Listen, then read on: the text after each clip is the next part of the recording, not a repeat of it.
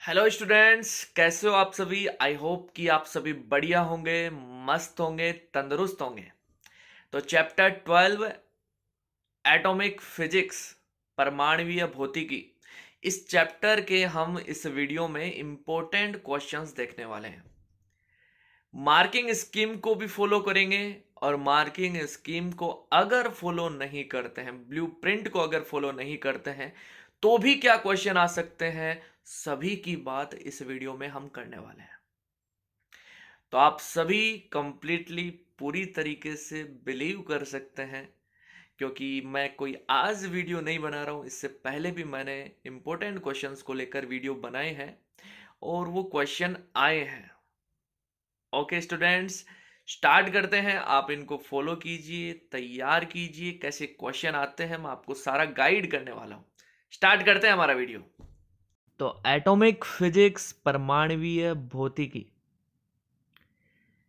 इस चैप्टर में जो मार्किंग स्कीम है उसके अकॉर्डिंग ये क्वेश्चन आने वाले हैं, राइट। अब अपन इनको अगर नहीं देखें कि हमें पता ही नहीं है कि क्या क्वेश्चन आएंगे क्या क्वेश्चन नहीं आएंगे, ब्लूप्रिंट आया ही नहीं है ये समझो, तो क्या क्वेश्चन आते हैं इस चैप्टर से वो बताइए। अब क्या है कि बहुत से लोगों का डाउट रहता है कि सर मार्किंग स्कीम को फॉलो करते हैं कि नहीं करते, ब्लूप्रिंट को फॉलो करते हैं कि नहीं करते। तो मैं कहता हूं लगभग 70 to 80% फॉलो होता है, 70 to 80%। बाकी का फॉलो नहीं होता। लेकिन फिर भी चैप्टर से जो क्वेश्चन आते हैं वो तो अपने को पढ़ने ही पड़ेंगे ना, भाई ये क्वेश्चन बनते हैं चैप्टर से। तो वो मैं आपको बताऊंगा कि ऐसे क्वेश्चन इस चैप्टर से बनते हैं और आपको तैयार करने हैं। देखिए, तो एटॉमिक फिजिक्स है, परमाणुीय भौतिकी, 4 मार्क्स की यूनिट है। कितने मार्क्स की है? 4 मार्क्स की। इसमें सबसे पहले अपन बात करें कि मोस्ट इंपोर्टेंट टॉपिक कौन से हैं जहां से क्वेश्चन पूछता है, आते हैं। और यह है कि टॉपिक ही वही है, और कोई टॉपिक भी तो नहीं है ना जहां से क्वेश्चन बने। तो देखिए, वो जो इंपॉर्टेंट टॉपिक है वो अपने पास है, जैसे कि एक तो बोर मॉडल। इस बार बोर मॉडल में से बहुत कुछ हटा दिया गया। तो इसमें जैसे 3 पोस्टुलेट बनते हैं इसके, कि 3 जो इसके अभिग्रहित हैं वो सारे पता होने चाहिए, क्वेश्चन आता है। बोर का जो सेकंड पोस्टुलेट है, द्वितीय अभिग्रहित, इसका एक्सप्लेनेशन है, इसकी व्याख्या, ये भी मोस्ट इंपोर्टेंट बनता है। यहां पे एक डेरिवेटिव क्वेश्चन बनता है ये, explanation of bore second postulate, द्वितीय अभिग्रहित की व्याख्या, या फिर अपन बोले कि बोर के क्वांटमीकरण की व्याख्या, ऐसे भी आता है। तो ये इंपॉर्टेंट क्वेश्चन है। एक आता अपने पास रदरफोर्ड मॉडल, जहां से क्वेश्चन बनने के चांसेस है। इसमें एक तो अल्फा कण प्रकीर्णन प्रयोग है, अल्फा स्कैटरिंग, और एक है इसका नाभिकीय मॉडल, न्यूक्लियई मॉडल। तो ये अपने को देखना है। अब ध्यान से सुनना है, यहां पे बोर मॉडल की जो कमियां हैं वो अपने को देखनी है। सिमिलरली जो अपने पास रदरफोर्ड मॉडल की कमियां है वो भी अपने को देखनी है। तो इस पूरे चैप्टर में थ्योरेटिकल जो क्वेश्चन बनता है वो यहीं से बनता है। थ्योरेटिकल क्वेश्चन बहुत रेयरली ही थॉमसन मॉडल की कमियां पूछी जाती है, थॉमसन मॉडल के बारे में पूछा जाता है। थॉमसन मॉडल बहुत बेसिक मॉडल है एक प्रकार से, लेकिन रदरफोर्ड मॉडल, बोर मॉडल और सेकंड पोस्टुलेट की व्याख्या, इसमें से एक क्वेश्चन आपको 100% देखने को मिलेगा, एक या फिर सारे ही। भाई न्यूमेरिकल नहीं बना तो थ्योरेटिकल बनेगा, जो यहीं से बनेगा ये पोर्शन। अब सुनिए, इसके अलावा हमारे यहां पे लाइन स्पेक्ट्रम दे रखा है, रेखिल स्पेक्ट्रम।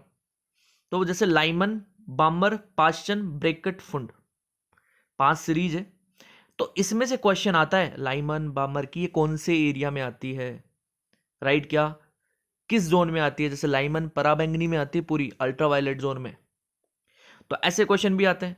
इनकी वेवलेंथ को लेकर क्वेश्चन आता है, हालांकि ये टॉपिक इस बार डिटेल में नहीं था, लेकिन फिर भी अपने को ये तैयार करना है इनकी वेवलेंथ को लेकर। आर यहां पे रिडबर्ग कांस्टेंट होता है, जिसका वैल्यू होता है 1.097 × 10⁻⁷। ये रिडबर्ग कांस्टेंट, रिडबर्ग नियतांक। तो ये अपने को ध्यान से यहां पे इन चीजों को तैयार करना है। इस चैप्टर में से बस यही पूछा जाता है और कुछ है भी नहीं। अब देखो न्यूमेरिकल भी इस चैप्टर से बनते हैं, तो जो न्यूमेरिकल बनते हैं, हाँ मोस्टली बनते ही हैं इस चैप्टर से। और वो ज्यादातर कौन से, जैसे एक तो एनर्जी का आता है, पूछ लेता है इस कक्षा में कौन सी ऊर्जा होगी। ये बोर एनर्जी से, बोर से रिलेटेड यही है कि पहली कक्षा में कौन सी होगी, दूसरी कक्षा में कौन सी होगी, ऊर्जा कितनी होगी, ऊर्जा कैसे बढ़ेगी घटेगी, ये सब चीजें। किस कक्षा की ऊर्जा अधिक होगी, किसकी कम होगी। अब जैसे यहां पे जैसे हाइड्रोजन है, देखे हीलियम दे दे तो पूछ ले हीलियम के लिए कितना हो जाएगा भाई, जेड का वैल्यू 2 हो जाएगा। तो ऐसे क्वेश्चन आते हैं। एक इसके रेडियस को लेकर, त्रिज्या को लेकर भी बहुत आते हैं। तो देख लेना, आपको क्वेश्चन देखने को मिलेंगे इस टाइप के। न्यूमेरिकल आया तो ऐसे ही न्यूमेरिकल इस चैप्टर से आते हैं। एक आता है कि जैसे एक इलेक्ट्रॉन है वो जंप करता है एक क्लास से दूसरी क्लास में, मतलब लोअर क्लास से हायर क्लास में, निम्न कक्षा से उच्च कक्षा में, तो कितनी ऊर्जा की आवश्यकता है। तो इस फॉर्मूला से अपन निकालते हैं। इलेक्ट्रॉन वोल्ट में आती है, 13.6 है ना। ये क्वेश्चन इंपॉर्टेंट है। न्यूमेरिकल अगर क्वेश्चन बनेंगे तो यहीं से बनेंगे, राइट। एक न्यूमेरिकल क्वेश्चन यहां पे इसके वेग से आता है। ये क्वेश्चन वैसे दिया हुआ नहीं था बोर मॉडल में, मतलब ये बोर मॉडल में वेलोसिटी का एक्सप्लेनेशन नहीं था एनसीईआरटी में, लेकिन इसका न्यूमेरिकल था जहां पे वेलोसिटी निकाली हुई थी ये। तो वेलोसिटी भी अपने को ध्यान रखनी है, फॉर्मूलाज ध्यान रखने हैं, इन फॉर्मूला से क्वेश्चन आते हैं, राइट। पूरा बोर मॉडल ठीक से तैयार करना है।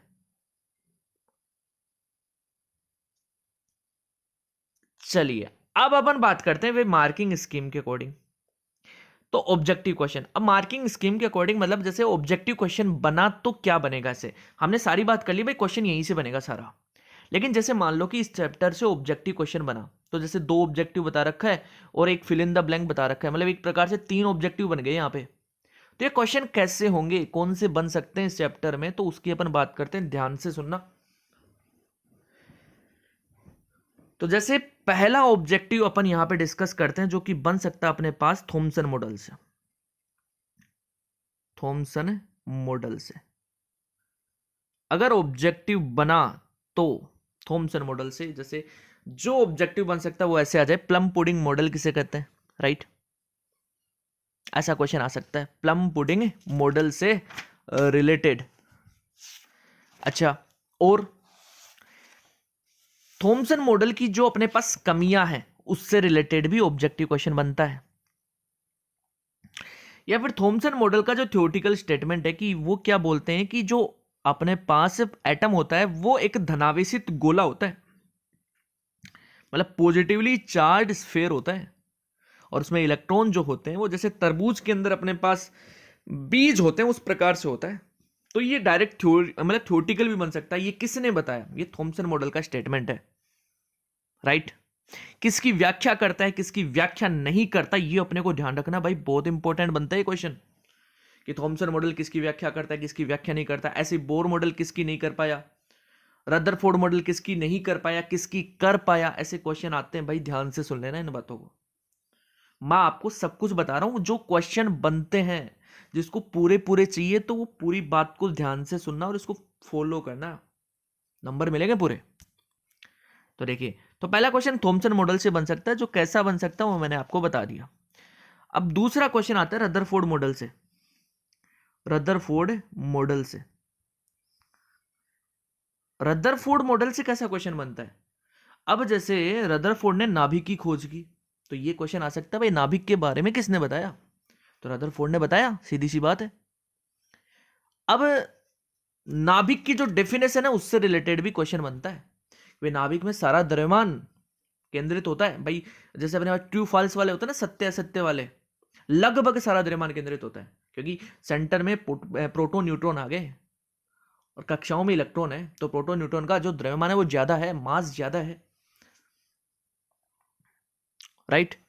और जो इसका जो साइज है न्यूक्लियस का वो भी इंपॉर्टेंट है। नाभिक का साइज 10 की पावर माइनस का 15, ध्यान रखना यहाँ पे, नाभिक का साइज 10 की पावर माइनस 15 मीटर, ये बताया है किसने? रदरफोर्ड ने। और परमाणु का जो साइज है, किसका? परमाणु का साइज, एटम का साइज, वो है 10⁻⁻10 मीटर। ये बताया थॉमसन ने। तो ऐसा क्वेश्चन आ सकता है, ध्यान से सुन लेना ये बात, राइट। और जो अपने पास रदरफोर्ड के जो अपने पास प्रेक्षण है, ऑब्जर्वेशन, निष्कर्ष है, वहां से भी ऑब्जेक्टिव क्वेश्चन बनते हैं, फिल इन द ब्लैंक बनते हैं कि भाई एंगल बढ़ने पर जो अपने पास स्केटर्ड अल्फा पार्टिकल हैं उनकी संख्या बढ़ेगी घटेगी, मतलब कोण का मान बढ़ाने पर जो अपने पास प्रकीर्णित अल्फा कण है उनकी संख्या बढ़ेगी या घटेगी, ऐसे क्वेश्चन आते हैं। तो उनकी संख्या घटती जाएगी, और मैंने कराया है वैसे क्लास के अंदर। तो ऐसे ऑब्जेक्टिव क्वेश्चन भी आते हैं, ध्यान रखना। अब देखिए, अब यहां पे रदरफोर्ड मॉडल के बारे में एक बताया गया था भाई, रदरफोर्ड मॉडल के बारे में, कि जो इलेक्ट्रॉन होता है वो चक्कर लगाते हुए नाभिक में गिर जाएगा। तो ये परमाणु के स्थायित्व को नहीं समझा पाया। तो इससे रिलेटेड डायरेक्ट थ्योरेटिकल ये क्वेश्चन बन जाए कि भाई जो रदरफोर्ड मॉडल है इसकी कमियां कौन कौन सी हैं। तो जैसे ऑप्शन में देकर आपको पूछ ले, बताओ कौन सी कमियां हैं। तो जो भी होगा वो राइट, आपको अगर पहले से पढ़ा हो तो आप बता दोगे। तो यहीं से देख लो ना, रदरफोर्ड मॉडल आप यहां से तैयार करोगे तो ये अपने आप ऑब्जेक्टिव तैयार हो जाएगा। चलिए, इसके अलावा अपन बात करते हैं बोर मॉडल से। किस मॉडल से? बोर मॉडल से। तो बोर मॉडल से जो अपने पास क्वेश्चन बनता है वो एक तो आता है जैसे कोणीय संवेग से, NH/2π, इसका जो सेकंड पोस्टुलेट है वहां से जैसे आपको पूछ सकता है कि मतलब किसी कक्षा में कोणीय संवेग कितना होगा, एंगुलर मोमेंटम कितना होगा, ऐसे। हाँ, एक क्वेश्चन जो आपका यहां से एनर्जी को लेकर बनता है, जैसे तो टोटल एनर्जी होगी, जो टोटल एनर्जी होती है उसका जो नेगेटिव होता है वो काइनेटिक एनर्जी के इक्वल होता है। ये क्वेश्चन आया हुआ है पिछले सालों में। और जो पोटेंशियल एनर्जी होती है, स्थितिज ऊर्जा, वो पोटेंशियल एनर्जी वो अपने पास होती है -2 काइनेटिक एनर्जी। काइनेटिक एनर्जी का डबल होगा और नेगेटिव होगा। तो ये ध्यान रखना, ये मतलब टोटल एनर्जी देने के बाद में आपको पूछता है काइनेटिक एनर्जी बताओ, पोटेंशियल एनर्जी बताओ, स्थितिज ऊर्जा बताओ, गतिज ऊर्जा बताओ। तो ये क्वेश्चन आता है।